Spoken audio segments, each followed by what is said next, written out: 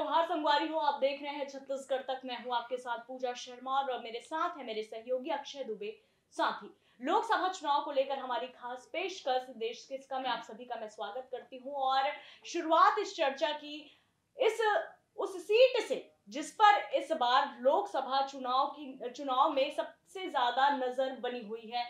6 seat ऐसे हैं छत्तीसगढ़ में जो इस बार कांटे की टक्कर लिए बैठे हुए हैं और यहाँ पर जिन दिग्गजों का आपस में मुकाबला है बिल्कुल 19-20 का है। अगर पासा पलटा तो एक दाव इन पर किस पर भारी पड़ सकता है, ये भी एक बहुत बड़ा सवाल है, क्योंकि जिस तरह से बिसात इस बार बिछी हुई है छत्तीसगढ़ में लोकसभा चुनाव की, वो बिल्कुल आसान नहीं है, बहुत ज्यादा टफ है और इसलिए सबकी नजर छत्तीसगढ़ के लोकसभा चुनाव पर है। यही कारण है कि लगातार स्टार प्रचारक भी यहाँ पर धुआंधार रैली करते हुए उन सीटों पर अपनी पकड़ मजबूत करने के फिराक में है। तो वो सीटें कौन सी हैं ये मैं आपको नहीं बताऊंगी, ये बताएंगे मेरे सहयोगी अक्षय दुबे। साथ ही और अक्षय बताइए कि जिस तरह से अभी लोकसभा चुनाव को लेकर कल ही मतदान है बस्तर में और तैयारियां जोरों शोरों पर है, लेकिन जो दूसरे चरण का मतदान है उसमें 3 हाई प्रोफाइल सीट है और 3 ऐसी और भी हाई प्रोफाइल सीट है जिस पर बीजेपी और कांग्रेस दोनों के ही पसीने छूट रहे हैं कि जीता जाए कैसे। तो अब आप बताएंगे कि कौन है वो सीटें और किस लिए ज्यादा मुश्किलों का सामना इस बार करना पड़ रहा है बीजेपी को भी और कांग्रेस को भी। बिल्कुल, हम सिलसिलेवार उन 6 सीटों का विस्तार से जानकारी देंगे दर्शकों को, जहाँ बहुत ज़्यादा इस बार कांटे की टक्कर होने वाली है और यही रोमांच पैदा करता है और इसीलिए हम लोग भी उन तमाम 6 सीटों पर नज़र बनाए हुए हैं। हमारे रिपोर्टर्स वहाँ मौजूद हैं, जो हमको पल-पल की जानकारी देते रहते हैं कि भैया यहाँ खेल ऐसा हो गया, नहीं इस बार अब खेल ऐसा पलट गया है। तो हम उन सिलसिलेवार उन 6 सीटों का ज़िक्र करेंगे, तो इसलिए आपको आखिरी तक ये पूरा वीडियो देखना है, तब आपको समझ में आएगा कि वो 6 सीटें कौन-कौन सी है। बिल्कुल। पहली सीट का मैं ज़िक्र करूँगा, तो उसका तो ज़िक्र आप भी कर सकते होंगे, कमेंट करके भी आप बता सकते हैं कि मैं कौन-सी सीट का ज़िक्र करने वाला हूँ। क्योंकि राजनांदगाँव सीट भूपेश बघेल और यहाँ संतोष पांडे मैदान में है। भूपेश बघेल का चेहरा तो आप जानते ही हैं और छत्तीसगढ़ में जो राजनीति है, उसमें नरेंद्र मोदी बनाम भूपेश बघेल, ये तरीके का एक फॉर्मेट बन गया है। भूपेश बघेल छत्तीसगढ़ के पूर्व मुख्यमंत्री रहे हैं, पाटन से इस बार वो विधायक भी चुने गए हैं और छत्तीसगढ़ में अगर इस लोकसभा चुनाव में किसी को कैप्टन माना जाए, तो वो चेहरा ऑफ कोर्स भूपेश बघेल का है और भूपेश बघेल अपनी पूरी ताकत लगा दिए हैं राजनांदगांव सीट पर और बीजेपी भी किसी से कम नहीं है, बीजेपी की ओर से भी अपनी पूरी ताकत यहाँ झोंकी गई है। लेकिन जिस तरीके से भूपेश बघेल की छवि बनी है छत्तीसगढ़ में और ख़ास तौर पे उस सीट पर राजनांदगांव में, वो भी काबिले गौर है। लेकिन ये सीट हमेशा से रमन सिंह का इलाका रहा है, रमन सिंह का गढ़ रहा है। ऐसे में फिर ये मुश्किल काका के लिए भी है। लेकिन काका के लिए आसान क्या है? काका की खुद की छवि, जो किसानों बिल्कुल। के बीच, महिलाओं के बीच बनी हुई है। तो राजनांदगांव सीट कोई आसान सीट नहीं है। यहाँ बीजेपी के ही पसीने छूट रहे हैं। हालाँकि काका बहुत ज़्यादा आत्मविश्वास से भरे हुए नज़र आ रहे हैं, लेकिन अंदर ही अंदर टेंशन में होंगे, इस बात को काका ही जानते होंगे। अब हम अगली सीट का ज़िक्र करते हैं। वो सीट के बारे में ज़िक्र करूँ इससे पहले मैं आपको एक बयान की याद दिला देता हूँ कि मेरा मुकाबला मोदी से है। मैं और मोदी मेन है, यही 2 चेहरे हैं। तो ये जीतेगा तो दादी, तो दादी के नाम से मशहूर जहाँ बस्तर की मैं बात कर रहा हूँ, बस्तर में दादी के नाम से मशहूर लखमा ये बयान देते हैं और लखमा जिस तरीके से लगातार उनका जो कॉन्फिडेंस है वो बढ़ते जा रहा है और खुद भी वो इसका ज़िक्र करते हैं कि मैं 116% जीतूँगा। बिल्कुल ये बिल्कुल। उनकी बात है कि 16% जीतने का दावा है। लेकिन उनके सामने हैं महेश कश्यप और बात सिर्फ महेश कश्यप का होना नहीं है, बल्कि बीजेपी की ओर से यहाँ अपनी पूरी ताकत लगा देना। जो राष्ट्रीय स्तर के बड़े नेता हैं राजनाथ सिंह जैसे, ये भी यहाँ जाकर हो आए हैं और उससे पहले चाहे वो हम देख रहे थे कि और भी कई दिग्गज नेता यहाँ बस्तर में आए। अलग सीटों में प्रचार करने आते थे लेकिन बस्तर का ज़िक्र ज़रूर करते थे क्योंकि बस्तर प्राकृतिक संसाधनों से भरपूर, उसके बाद नक्सलवाद से ग्रस्त इलाका भी है। हाल ही में 29 नक्सली यहाँ ढेर हुए हैं। ऐसे में केंद्र में सरकार बनाने वाली जो भी पार्टी होती है, उसके लिए बस्तर जीतना भी काफ़ी महत्वपूर्ण हो जाता है। लेकिन दीपक बैच का टिकट काटकर कवासी लखमा को टिकट देना, जो अभी सिटिंग विधायक हैं छत्तीसगढ़ में, तो ये जो कांग्रेस का जो एक समीकरण है, उनकी जो स्ट्रैटेजी है, इसको भी इससे खुलासा हो जाता है और अंदाज़ा लगाया जा सकता है कि कांग्रेस कितनी ज़ोर यहाँ लगा रही है, लेकिन बीजेपी भी किसी से कम नहीं है। लेकिन टेंशन में भी तो बीजेपी आ गई है, क्योंकि दादी लगातार बड़े-बड़े दावे कर रहे हैं। तो ये 2 सीट के बारे में आपको बता दिया कि राजनांदगांव और बस्तर काफ़ी टफ है, ख़ास तौर पे बीजेपी के लिए। अब हम ज़िक्र करते हैं कांकेर सीट।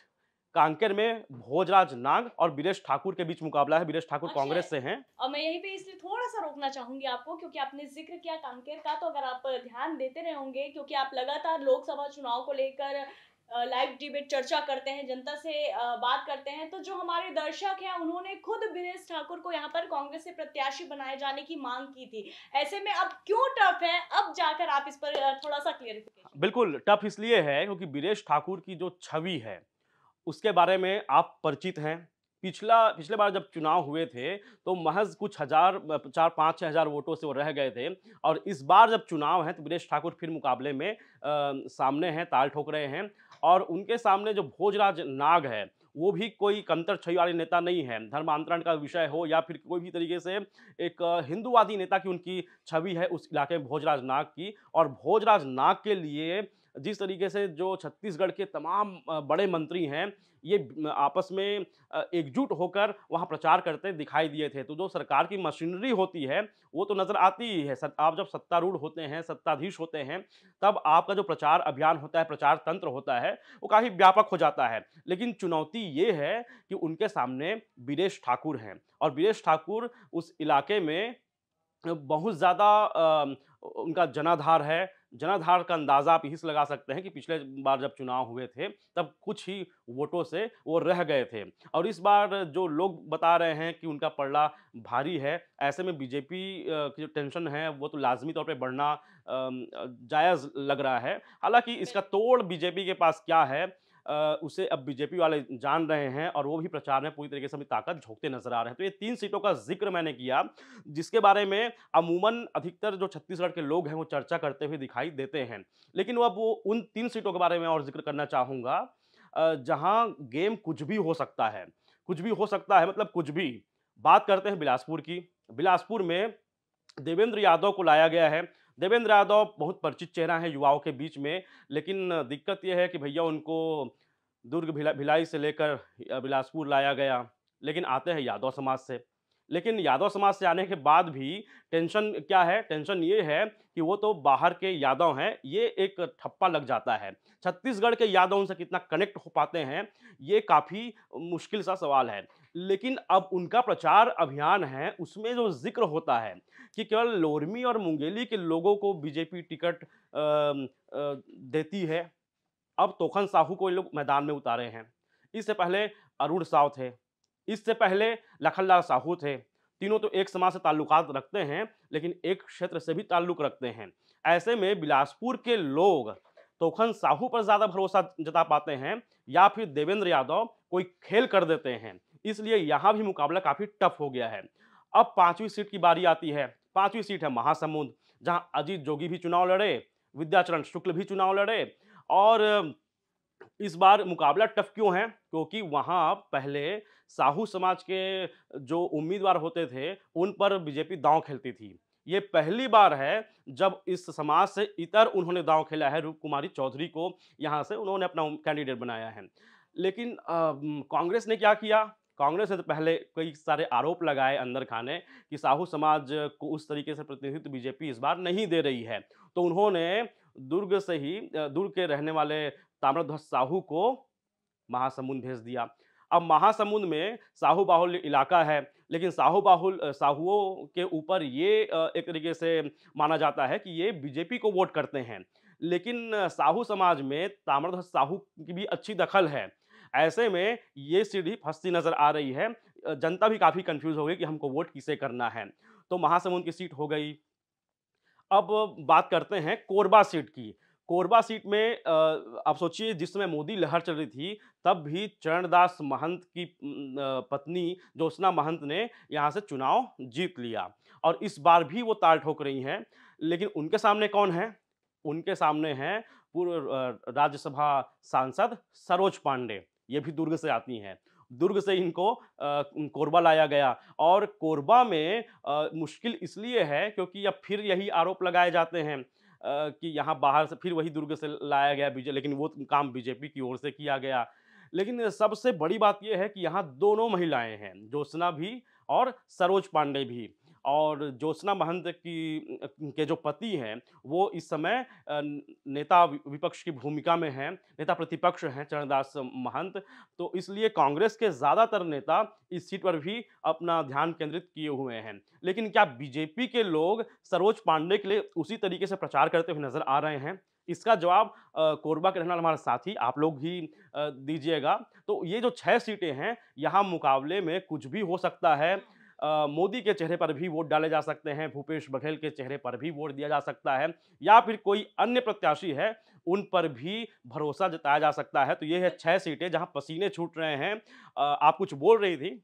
हाँ, बिल्कुल अक्षय, मैं यही कह रही थी कि जैसा कि हमने बिलासपुर की बात की और वहाँ पर बीजेपी के लिए मुश्किलात जो है वहाँ की स्थानीय जनता ही कर रही है, लेकिन देवेंद्र यादव के लिए मुश्किलें खड़े कर रहे हैं उनके ही पार्टी के दिग्गज नेता विष्णु यादव, जो ये कह रहे हैं जिस समय कांग्रेस की सांसें फूल जाती थी उस समय से मैं टिकट मांगते आ रहा हूँ। ये बाहरी प्रत्याशी को यहाँ पर लाया गया है, जो कि बिल्कुल सही नहीं है। उन्होंने चेतावनी दी है अगर उनका टिकट नहीं काटा गया, और जो पार्टी की ओर से बी फॉर्म जारी किया जाता है, उन्होंने दावा किया कि पार्टी उन्हें ही ये बी फॉर्म जो है वो जारी करेगी। इस बीच उन्हें मनाने धर्मेंद्र साहू भी पहुंचे, कांग्रेस धनेंद्र साहू माफ कीजिएगा, धनेंद्र साहू वहां पहुंचे। कांग्रेस के दिग्गज नेता है, लेकिन वो मानने के लिए तैयारी नहीं है। तो ये कांग्रेस वर्सेस कांग्रेस की जो ये लड़ाई है, ये आपसी कलह की वजह से ही कांग्रेस जो है वो बैक फुट पर नजर आती है। और अभी जिस तरह का माहौल हम देख पा रहे हैं, आपको बता दें कि छत्तीसगढ़ में लोकसभा की 11 सीटें हैं, जिनमें से 9 सीटों पर अभी बीजेपी के सांसद काबिज हैं, वहीं 2 जो सीटें हैं वो कांग्रेस के हत्थे हैं। तो ऐसे में अगर हम देखें तो बीजेपी के पास जो है खोने के लिए बहुत कुछ है। 9 सीटें हैं, अगर देखा जाए तो 9 सीटें हैं, लेकिन कांग्रेस के पास कुछ भी नहीं। और अभी जिस तरह से कांग्रेस ने यहाँ पे चुनावी बिसात बिछाया, लग रहा है कि ये जो 9 और 2 का ये आंकड़ा है, इस पे कांग्रेस की ज्यादा बढ़त होने के चांसेस यहाँ पर नजर आ रहे हैं। लेकिन अब वो तो जैसा कि आप कहते हैं कि 4 तारीख को ही पता चलेगा कि किसके पल्ले में इस बार ये 11 में से 11 सीट जाते हैं, जिस तरह से दोनों ही दल दावे कर रहे हैं, या फिर मुकाबला जो है वो काफी रोचक होने वाला है इस बार छत्तीसगढ़ का। तो देखते रहे आप छत्तीसगढ़ तक, आपको लोकसभा चुनाव से जुड़ी पल पल की अपडेट सबसे पहले छत्तीसगढ़ तक पहुंचाएगा। और कल बस्तर में पहले चरण का चुनाव होना है। सुबह 6 बजे से लाइव हम आपके सामने जुड़ेंगे और पल पल की अपडेट हम आपको देंगे, क्योंकि अति संवेदनशील इलाका माना जाता है बस्तर। और लाल आतंक के बीच जो है चुनाव के इस महापर्व को संपन्न करा पाना मतदान दलों के लिए भी काफी चुनौतीपूर्ण रहता है। और इस चुनौती भरे माहौल में किस तरह से कल वोटिंग होती है, किस तरह के वहां पर माहौल बनते हैं, ये पूरी जानकारी लाइव आपको पल पल की अपडेट छत्तीसगढ़ तक सबसे पहले दिखाएगा। तो देखना ना भूले छत्तीसगढ़ तक। और अभी के लिए मुझे और मेरे सहयोगी को दीजिए इजाजत। जय जोहार, नमस्कार।